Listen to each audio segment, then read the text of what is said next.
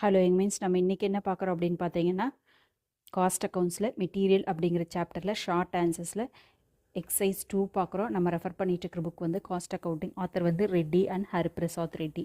From the following data calculate the inventory turnover ratio. So stock வந்து January 1st. So opening stock வந்து 18,000 கொடுத்துருக்காங்க. Stock at 31st December 10,000. Closing stock கொடுத்துருக்காங்க. Purchase வந்து 76,000 வச்சுருக்காங்க. So இதை வச்சு நம்ம என்ன பண்ணிக்கலாங்க, inventory turnover ratio formula தெரிஞ்சுன்னா அப்ளை பண்ணிடலாம். ஓகேவா, எப்படி போடுறதுன்னு பார்க்கலாம் வாங்க.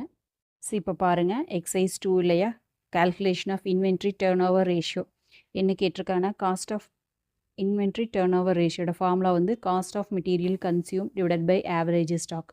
காஸ்ட் ஆஃப் மெட்டீரியல் கன்சியூம் அப்படிங்கிறது வந்து opening stock plus purchase minus closing stock. So information நம்ம அவைலபிளாக இருக்குது, அதை வச்சு போட்டலாம். அதே மாதிரி ஆவரேஜ் ஸ்டாக் அப்படிங்கிறது நீங்கள் opening stock plus closing stock divided by 2 அதுவுமே அவைலபிளாக இருக்குது. அப்போ போட்டுடலாமா? ஸோ ஃபஸ்ட் வந்து ஆவரேஜ் ஸ்டாக் போட்டுறேன். Average stock equal to opening stock எவ்வளோங்க, 18,000 plus closing stock 10,000 divided by 2. So 18,000 plus 10,000 divided by 2 போடும்போது என்ன வருதுங்க, ஆவரேஜ் ஸ்டாக் வந்து 14,000 வருது. ஓகேவா, ஸோ ஒரு இன்ஃபர்மேஷன்ஸ் நம்மளுக்கு கிடச்சிருச்சு. இனி வந்து என்ன பண்ணுங்க, காஸ்ட் ஆஃப் மெட்டீரியல் கன்சியூம்டு போடலாம். காஸ்ட் ஆஃப் மெட்டீரியல் கன்சியூம்டு அது என்னங்க, opening stock 18,000 plus purchase 76,000 minus closing stock 10,000.